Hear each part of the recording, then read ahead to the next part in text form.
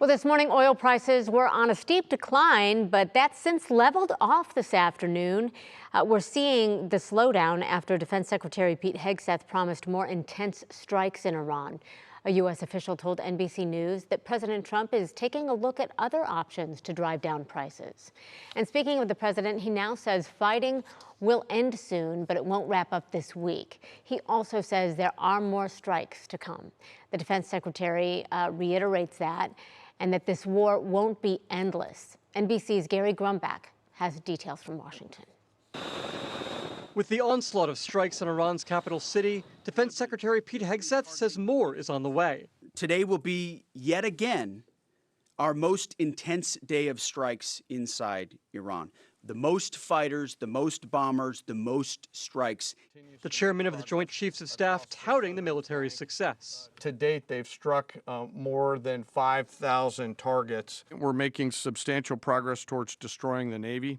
The progress report comes after some mixed messaging from the administration on how long the war could last. And it's going to be ended soon. You'll see it's going to be a short-term excursion. We could go further, and we're going to go further. This is only just the beginning. Today, the secretary not giving a timeline on when the war could end. The president gets to determine the end state of those objectives. The administration facing questions over whether U.S. munitions struck an Iranian elementary school on the first day of the war.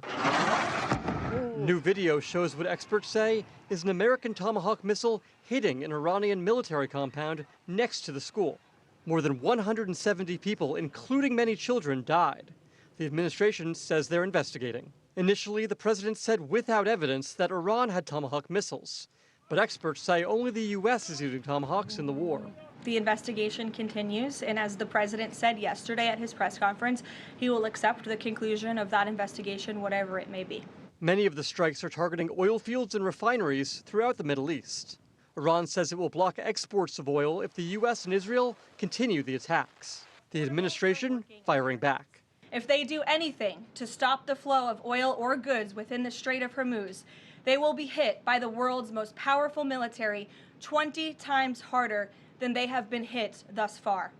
The Pentagon says more than 140 U.S. service members have been wounded over the past 10 days during Operation Epic Fury in the Middle East. 8 members are severely injured. NBC News has learned 108 of those service members have already returned to duty.